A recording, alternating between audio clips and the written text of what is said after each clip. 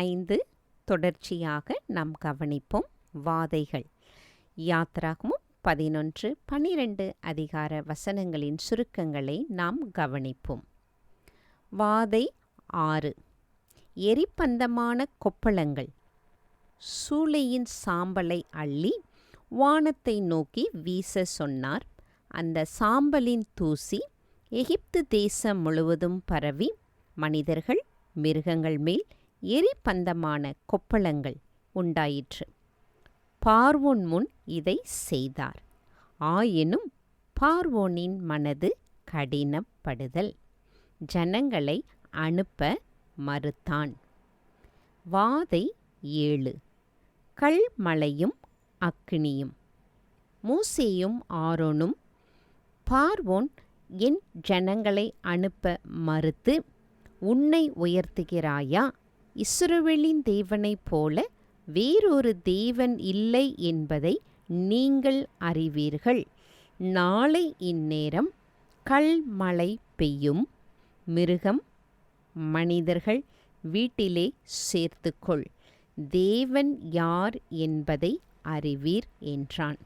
தேவனுக்கு பயந்ததினால் இஸ்ரவேல் ஜனங்கள் எகிப்தின் ஜனங்களில் சிலர் தங்கள் மிருக ஜீவன்களை வீட்டிலே சேர்த்து கொண்டனர். மற்றும் எல்லாம் அழிந்தது. மோசே கோலை வானத்துக்கு நேராக நீட்ட அக்கினி நீர் போல் ஓட கல்மழையும் பெய்தது. பயிர்கள், மிருகங்கள், மனிதர்கள் அழிந்தனர். பார்வோன் உண்மையில்லா அறிக்கை, நான் பாவம் செய்தேன், கர்த்தர் நீதியுள்ளவர், நானும் என் ஜனங்களும் துன்மார்க்கர், இப்படி சொல்லி பார்வோன் கர்த்தரிடத்தில் விண்ணப்பம் பண்ண கேட்டான். மோசே, நான் கர்த்தரிடம் கேட்டு இதை நிறுத்தும்படி நீயும் உமது ஜனங்கள் கர்த்தருக்கு பயப்பட மாட்டீர்கள் என்றான். யாத்ராகமம் 9:27 காண முடியும். இஸ்ரவேலுக்கு சொல்லும்படி தேவன் கூறுவது. மோசே, கர்த்தர் ஏன் இவைகளை செய்தார்? வாதை மூலமாக பார்வோனின் மனதை ஏன் கடினப்படுத்தினார்? நான் கர்த்தர் என்பதை நீங்கள் இஸ்ரவேலர் அறியும்படிக்கும் இவைகளை உன் சந்ததிக்கு சொல்லி அவர்களும் என்னை அறியும்படிக்கு இதை செய்தேன் என்று கூறும்படி சொல்கிறார். பின்பு பார்வோன், நீங்கள் போய் ஆராதனை செய், வனாந்தரத்தில் ஆபத்து, உங்கள் பிள்ளைகளையும் பெண்களையும் இங்கு விட்டு புருஷர்கள் மட்டும் போங்கள். பார்வோன் அவர்களை அனுப்ப மறுத்தபோது மோசே கைகள் வானத்திற்கு நேராக உயர்த்த கீழ்காற்று வீச 8வது வாதையாக வெட்டுக்கிளிகள் அனைத்தையும் பட்சித்தது. பார்வோன் அறிக்கையிடுகிறான், கர்த்தருக்கு விரோதமாகவும் பாவம் செய்தேன். மோசே கர்த்தரிடம் விண்ணப்பம் கேட்டான். மேல் காற்று வீச வெட்டுக்கிளிகள் மறைந்தது. ஆயினும் பார்வோனின் இருதயம் கடினப்படுதல். வாதை 9. 3 நாள் எகிப்தில் காரிருள், கோசேனில் மட்டும் வெளிச்சம். பார்வோன், உங்கள் மிருக ஜீவன்கள் விட்டு போய் ஆராதியுங்கள். மோசே மறுக்கிறார். பார்வோன், இனி என் முகத்திற்கு முன் வராதே, வந்தால் சாவாய் என்கிறான்.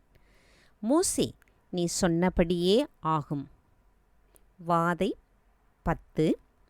தலையீற்று அனைத்தும் சாகும். இஸ்ரவேலருக்கு கொடுக்கப்பட்ட கட்டளை பஸ்கா அனுசரிப்பது. வீட்டுக்கு ஒரு ஆட்டுக்குட்டி தெரிந்தெடுத்து அதை அடித்து அதன் இரத்தத்தை வீட்டின் நிலைக்காலிலும் கதவுகளிலும் பூசு. மாமிசம் நெருப்பினால் சுட்டு கசப்பான கீரையுடனும் புளிப்பில்லா அப்பத்துடனும் புசிக்க வேண்டும். மீதியை வையாதே, மீந்தால் எரித்துவிடு. புசிக்கும் விதம். அறைகளில் கச்சை கட்டிக்கொள், கால்களில் பாதரட்சை, கையில் தடி, வேகமாய் சாப்பிடு. இரத்தம் அடையாளமாய் பூசப்பட்ட இஸ்ரவேலர் வீடுகளை தவிர்த்து இரத்தம் பூசப்படாத எகிப்தியரின் வீடுகளில் சாவு சங்காரத் தூதன் தலைச்சன் யாவையும் அடித்தால் எகிப்தில் எங்கும் கூக்குரல். பார்வோனின் வீட்டிலும் தலைச்சன் சாவு. தங்களை விட்டு போனால் போதும் என்று பொன்னையும் பொருள்களையும் கொடுத்து அனுப்புகிறார்கள். எகிப்திற்குள் வந்த இஸ்ரவேலர் 70 பேர். இப்போதோ 6,00,000 பேர் வெளியேறுகின்றனர். யோசேப்பு எலும்புகளையும் எடுத்துக்கொண்டு தங்களுக்குண்டான யாவையும் எடுத்து சந்தோஷமாய் புறப்படுகின்றனர். இஸ்ரவேலர் எகிப்தில் 430 வருஷம் அடிமையாய் இருந்து முடிந்த அன்றே எகிப்திலிருந்து வெளியேறுகின்றனர். தேவன் சொன்னபடியே ஆயிற்று. இஸ்ரவேலுக்கு தேவன் மோசே மூலம் கட்டளையிட்டது, இந்த பஸ்கா அனுசரிப்பது தலைமுறை தலைமுறையாய் அனுசரிக்க வேண்டும். உன் வீட்டு தலைச்சன் யாவும் கர்த்தருக்கு அர்ப்பணி.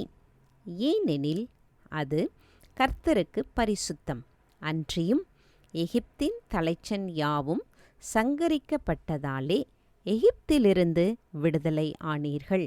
ஆகவே உங்களது தலைச்சன் யாவும் கர்த்தருக்கே உரியது என்பதை கட்டளையாய் கூறினார். இஸ்ரவேலர் வெளியேறும்போது வேறு பல ஜாதி மக்களும் இவர்களுடன் புறப்பட்டு வந்தனர். மக்களே, இப்பாடத்திலிருந்து நாம் கற்றுக்கொள்வது என்ன? கர்த்தர் தமது வாக்கை நிறைவேற்றுவதில் வல்லவர். மனதில் பதிய வைக்க வேண்டிய மனப்பாட வசனம் ரோமர் 4:21. தேவன் வாக்குத்தத்தம் பண்ணினதை நிறைவேற்ற வல்லவராய் இருக்கிறார் என்று முழு நிச்சயமாய் நம்பி தேவனை மகிமைப்படுத்தி விசுவாசத்தில் வல்லவன் ஆனான். அன்பின் விசாரிப்புகள், வாழ்த்துக்கள். பாடம் 5 பகுதியை முடித்திருக்கிறேன். தங்களுக்கு மீண்டும் புதிய நாளில் புதியதோர் பாடத்தின் மூலமாக நாம் சந்திப்போம்.